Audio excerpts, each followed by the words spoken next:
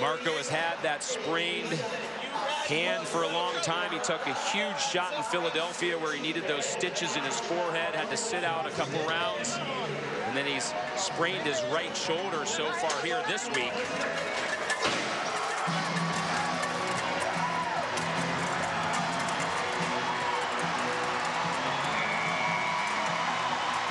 He now has 2.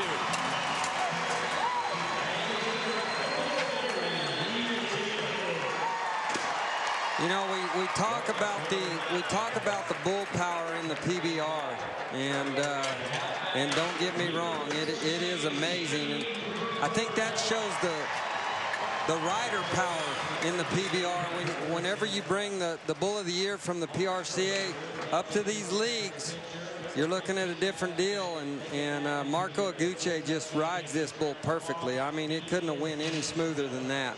Best score of the round, 88 3/4.